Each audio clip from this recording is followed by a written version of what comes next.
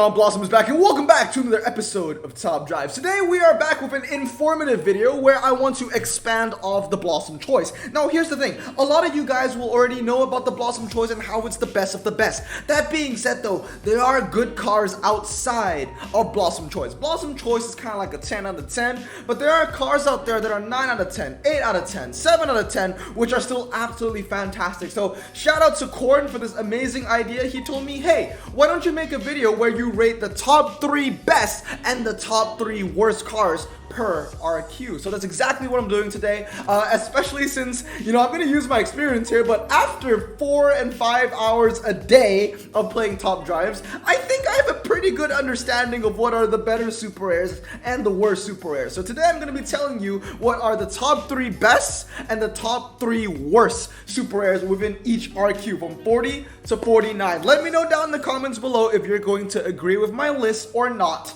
But without further ado, let's get into it. So starting off with RQ40, let's talk about the top 3. The first one is going to be the Cadillac ELR. This one needs no introduction. It is one of the best standard tire cars in the game. It combines amazing handling with a low 0 to 60 with that standard tire capability for the rain. The second RQ40 that I think is one of the best is kind of like the performance tire version of the Cadillac ELR, and that is the Lotus Elise. Now this is one of those cars where it's a car that I like to use strategically to lose by 50, but it's a good car to have to lose by 50. It's a great RQ saver, and once again, it has the combination of a high handling number and a low 0 to 60, including the lightweight that it also provides. Now, the last amazing RQ40 is indeed the Mitsubishi Colt. It is medium ground clearance, and it is the highest handling RQ40 in the game. And that is really impressive, especially when, like I said, it's medium ground clearance for crying out loud. So pretty cool car, this one. I would say the Mitsubishi, the Elise, and the ELR are my top 3 in the RQ40s. Now let's talk about the worst 3. The first one is the Alfa Romeo Carrabbo. This has an MRA of 1. Absolutely disappointing. It loses to the Ghibli, that is a rare, and it loses to the El Camino, that's a super rare. Basically, it's kind of in between the Ghibli and the Camino, and it performs worse than both cars. Not to mention the 1969 Charger. The Carrabbo is useless. I mean, the only thing it has going for it is, I guess, the quote-unquote 0 to 60, but it has no MRA and it doesn't handle. It's a car that you never ever use. It's also sad that it doesn't even have the style icon tag, because I think it does look very nice. The next car that's on the list is the Alpine A110 or 110. Once again, it's a car which is kind of like in purgatory. It has nothing. It's good at nothing. It has a low top speed, a bad 0 to 60. It doesn't handle very well. It's, you know, under 80, so it's not a twisty car. It's not a drag car. So what is it? You know, it's I guess you can call it an all-rounder, but it misses the mark, right? There's this sweet spot in an all-rounder car where the handling is just high enough and the 0 to 60 is just low enough, and this car is off the mark. The 0 to 60 is, you know, lower than the sweet spot 0 to 60, but it's just not good enough to be considered a drag 0 to 60 number, and the handling, although is higher than your regular drag car, is just not as high as your twisty car number, so it's kind of like in the middle of nothing. It's a useless little machine. And the next car that is also a really bad RQ40 kind of sits in the same level with the Alpine, and that is the Volkswagen Scirocco. Once again, it's one of the few cars where I maxed out and sold. Usually when I max a car out, the car is in the garage for life. But this one was so bad, I had to max it for like Riders of the Storm or whatever. I got rid of it the moment the tag went away. So let's move on to RQ41. My top 3 would be, the first one is the Dodge Avenger. Once again, it's a fantastic car. It has a low 0 to 60, high handling, similar stats to the Cadillac ELR perhaps, and it has medium ground clearance, and it's also a saloon. So it tags a lot of niches, it handles well, 0 to 60 is low. The only reason why the RQ is a lot lower than some of the other cars and handles as well as it does with medium ground clearance is because it has a low 0 to 60, but who cares? This isn't a dragster, this is a medium ground clearance city streets car, and it does the job well. Some other amazing cars, the next one would be the Peugeot 208 R2. This is like your RQ saver Citroen C2 R2, needs no introduction. introduction. And then last one is a little bit of a hot take, but I personally use the Jaguar E-Pace a lot. And that's why I'm putting it in my top 3. Also, 4-wheel drive standard tires, you can never really go wrong with that. I think the only bad 4-wheel drive standard tire Super Air is the Ford. I can't even remember what the model name is, but it has like 69 handling stock, and it's because of that 69 handling that makes it such a weak car. Now, here are the worst RQ41s in my opinion. The first one is the Bentley. The Bentley Continental R. Once again, it's a city streets car that kind of hits nothing. The 0 to 60 is you know, the top speed is, well, it's never gonna hit it because it's not really a car you want to put for the test bowl when the Miura Roadster exists, and the handling is also very subpar, so it's a very bad car. The next two that are very bad, the next one is German, and there are actually going to be a lot of German cars that are on the shit list. The Porsche 928S. Once again, it's kind of like the Bentley, but one worse because it's low. And then last but not least is the Volkswagen Golf GTD.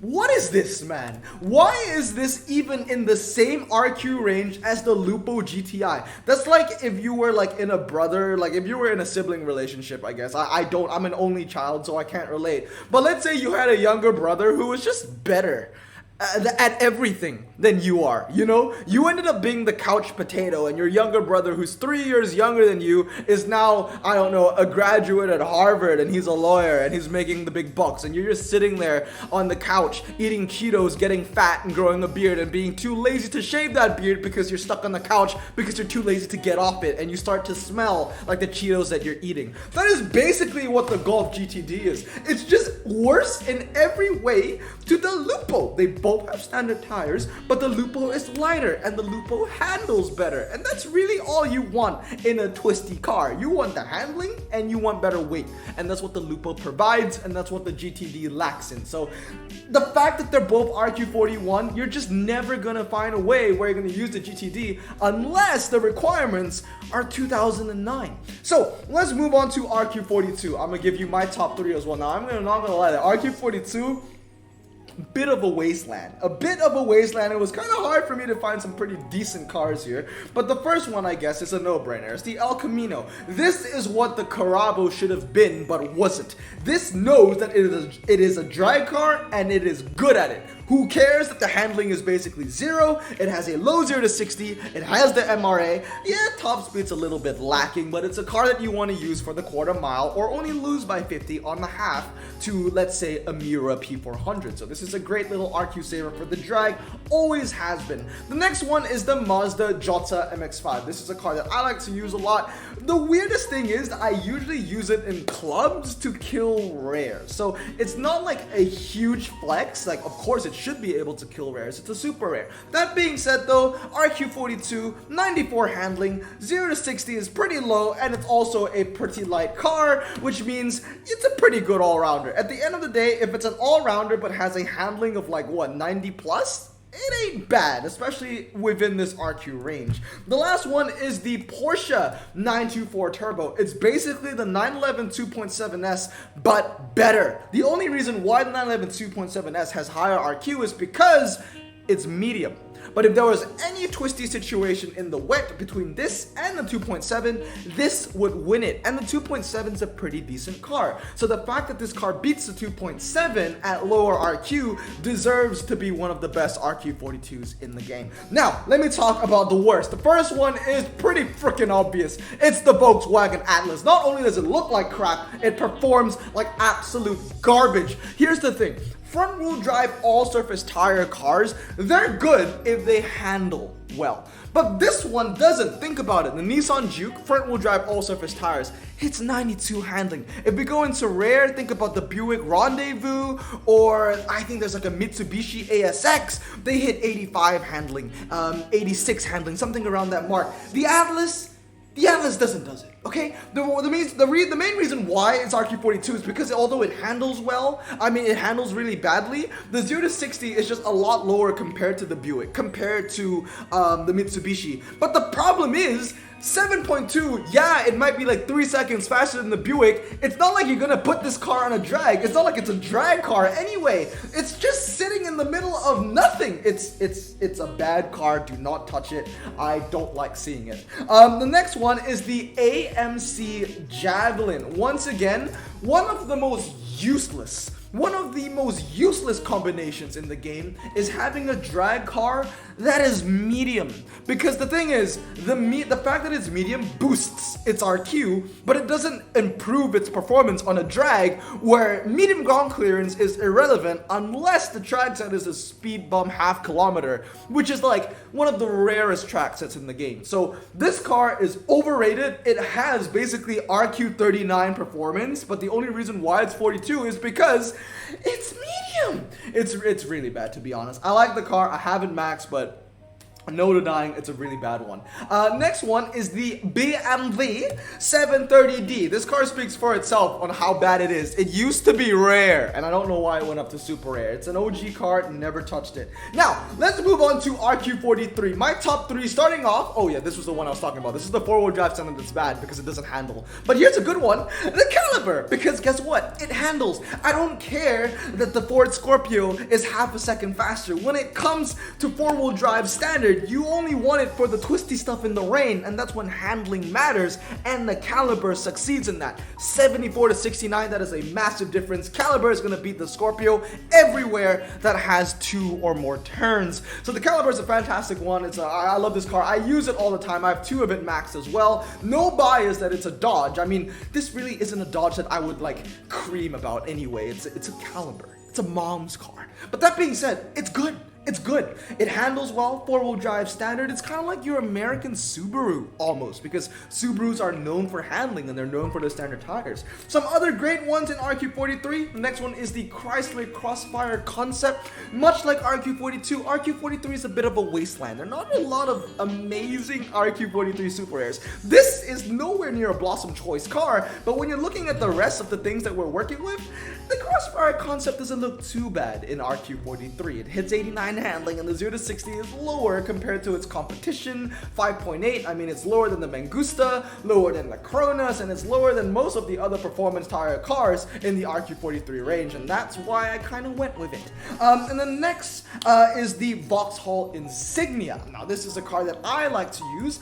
It's basically the ELR after the ELR went low. Obviously, I use the ELR all the time when it was medium, but when it went to low, I needed to look for a substitute. I needed to look for a standard tire car that was low in RQ, that was also medium, that also handled pretty well. And the answer is the Vauxhall Insignia Grand Sport. Medium ground clearance, 86 handling, standard tires. It's a great car for clubs and also a great car in just events in general. Now, let's move on to the worst RQ43s. The first one I want to talk about is this. Honestly, I forget that it's in the game. It doesn't handle. The 0 to 60 is bad. The top speed is low. There really isn't much going for this really incredibly heavy SUV. 2 others which are huge disappointments. The other one is a Cadillac SRX. You know, if Blossom doesn't have, me, and why am I referring to myself in third person? If I don't have a super rare American car max, you know it's a really bad super rare American car. So the SRX is definitely one of them. And of course, the next one is the Vauxhall Vectra. Yup, this thing. It's atrocious. I have to say, honorable mention to the BRZ. It's actually a pretty decent RQ43, as well as the Ram Charger. The only reason why they're not on the list is because they're just slightly better cars. So let's move on to RQ44. In RQ44, the first one that is good, we're talking about the top 3, of course, as always, first, is the Subaru XT. Once again, it's just a slightly better version of the Dodge Caliber. Moving on is a super reliable Italian car, one of my oldest Italian super rares in the game. That's the Abarth 124. Decent MRA, really good handling, and it's a convertible, and it's pretty lightweight as well. I think when you max it out, it goes under 1,000 kgs or under a ton. And last but not least is the Dodge Copperhead. Now this car is the definition of the G-spot. The 0 to 60 is just low enough where it's like, it's not really bad, like it will lose everything, but it's not like, it's not high enough where it will be like too far behind every car it races against, but it's not low enough to be considered a really bad drag car. And it's the same thing with the handling. It's not high enough to be like the best twisty car in the game, but it's also not low enough to be considered a really bad twisty car. This is balanced very well. Most cars in top drives are balanced. Like I talk about bad all-rounders, this is the opposite of that. This is the anti-bad all-rounder. This car actually fits really well. It's kind of like the RQ44 version of the Lotus Elise I was speaking about earlier. Yes, it's going to lose by 50 a lot, but that's the good thing. It's only going to lose by 50, and it's a great RQ saver. It might even win some as well, because the handling, like I said, it's pretty competent at times. It will beat all the other all-rounders. You can call it the king of the all-rounders. Alright guys, just a quick plug. I want to give a shout out to Luke P, Corvette Lover, Victory, Darren, and Noah. Thank you so much for being patrons to my channel and supporting the channel, going the extra mile. Really appreciate it. Let's get back into the video. Now, the worst RQ44s. The first one is the BMW M1. This is basically just the Carabo, the Alfa Romeo Carabo, but a little bit more expensive. The BMW 330i as well. I had this car maxed out and I sold it. Doesn't handle very well. 0 to 60 is low. I know the top speed is pretty high, but it never really hits it anyway. And it's not like you're gonna put this car in a test bowl, right? And then last but not least, it's the Porsche 968. Bruh, why is this even in the game? I mean, okay, why is it even useful? I mean, it isn't. It isn't useful at all. 79 handling is not a drag car. 0 to 60 is trash. Once again, I feel like with a lot of German cars, their RQs are higher than they should be because their top speed is pretty high. It hits the 150s. The thing is, they're never gonna hit it. They're never gonna hit the 150s. So it's kind of overrated in a sense, kind of like four-wheel drive when it comes to legendaries. Now, moving on to RQ45, top 3 RQ45. This one's pretty obvious. The first one, Citroen C2R2, Blossom choice, needs no introduction, one of the best cars in the game for the super rare category. Next up is the Bronco V8, another Blossom choice, the best four-wheel drive off-roader for the twisties for the super rare category. And last one is the Maserati Quattroporte.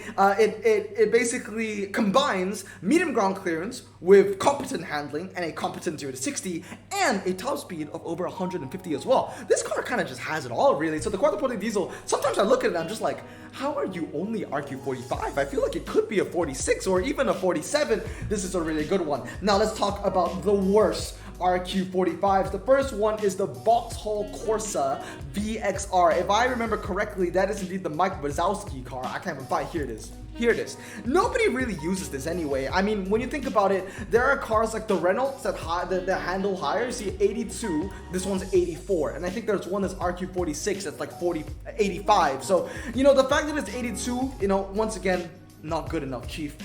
Next up is the Lancia Thema. I really don't know why this is 45. Can someone tell me why this is 45? This is medium, right? This is a medium ground clearance car. 79 handling. The Quattroporte 78. Okay, so one more. But then you look at the 0 to 60 difference. It's 6.8 to 5.9. Bruh, that's like an entire second. So you would think, oh, then maybe it has standard tires, but it doesn't.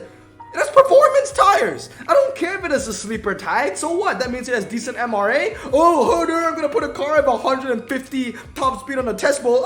It's gonna get destroyed by the Miura P400 or the Miura Roadster. There's no point. Anyway, moving on is the Super Chief. Once again, an all-surface tire car that handles like that. I mean, when you think about it, that's just sad, man. That is sad. So the F250 Super Chief is another really bad one. It's also really, really ugly, not gonna lie. Now, moving on to RQ46. So the best RQ46 cars, this one is the best dragster in the super rare ranks, and that is indeed the Lamborghini Miura P400. It's the best super rare dragster for the 1 mile, the quarter mile, and the half mile. You want a test bowl? That's when you use the Miura convertible or the Miura Roadster. Another one that's actually really good is the Ford Galaxy. Once again, decent handling, 4-wheel drive, standard tires, and last but not least, it's actually going to the Renault Sport Clio. You know how it said the VXR was trash? Yeah, see, for 1 RQ more, you can get a car that is also medium and has 3 more handling. And really, when it comes to the twisty stuff, which is what these cars are made for, the handling is all that matters here. So 85, that's really high and really respectable. Now, the worst RQ46s in the game, I didn't even write any cars in my notes. All I wrote down was the Germans. All of them. Every single German RQ46 car is a joke. The BMW M5, the 740i, the Audi S6, they all have the same thing in common. They all handle like crap. They're all medium ground clearance, and they all have low 0 to 60, and they all have a top speed of over 155 that they will never hit because they don't have MRA. So yeah, they're all really bad. All the Germans in RQ46, I mean, as you can see, I don't have any of them. The only reason why I have the 740i was because I was like doing a 1 million pack opening, and I think Pops was like, you gotta max out the last car that you get, and this is the last car that I got, so that's why. Never used it since. Now, next up is RQ47. My top 3 are the Subaru Forester. Once again, I think it's one of the best. I think it's the best handling four-wheel drive standard tire car in the game. Sorry, for super rare ranks. And then next up is the Subaru Lavorg.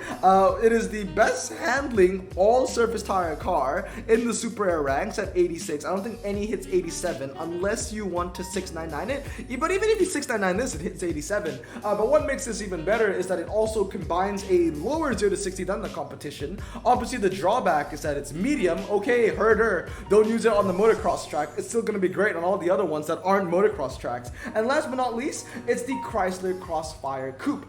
This is the best rear-wheel drive standard tire super rare in the game. Now, my worst RQ47s are the Volkswagen Golf GTI, which is this thing right here. I mean, dude, this is just sad.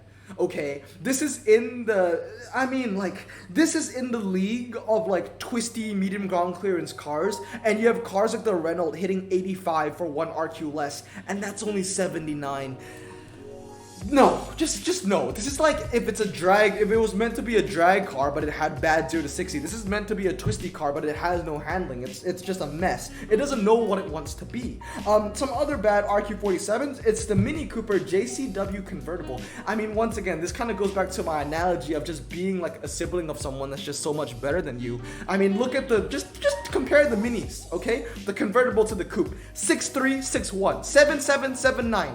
I rest my case. I don't care if it has MRA. Once again, if you don't have 170 top speed and you have MRA, there's no point, okay? Last but not least, the last bad RQ47 is the Bentley. The Bentley Azure. Once again, it's a car that missed the mark. It's an all-rounder that hit all the wrong margins. So the Bentley Azure is a bit of a miss. Now, moving on to RQ48. My top 3 RQ48s, the Renault Megane. Now we're talking about the best of the best. The Renault Megane is the best super rare city street medium car.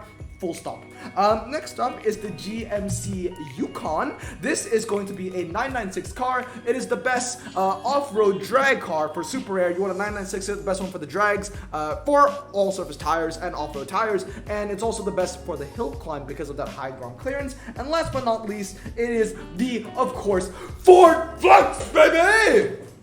84 handling, low 0 to 60. The only thing that it doesn't have going for it is that it's pretty heavy, so you don't want to put it on the slalom test. And it's the best standard only to 1. It's the second best. It's the second best. It's the second best standard tire super rare in the game. Now, the worst RQ48s I have on my list is the Monte Carlo SS. Once again, a bit of an all-rounder. It has decent MRA, but oh, look at that. You have a not 0 to 60, but top speed of less than 150. So, haha, you're irrelevant. And then next up, also it doesn't handle very well. And then some really bad ones as well as the Honda Pilot. Now I have to say the Honda Pilot is one hell of a sad story. Okay, almost every super rare Japanese all-surface tire in the game is able to hit above 80 handling, no matter what RQ you are. Like any RQ, look at all the Japanese all-surface tire cars in the super rare ranks. The Honda Pilot is sad. Okay, everyone can hit kind of like 80, 83, 85, 86. You think of the Nissans, you think of the Mitsubishis, and then you have the Honda Pilot, which is just like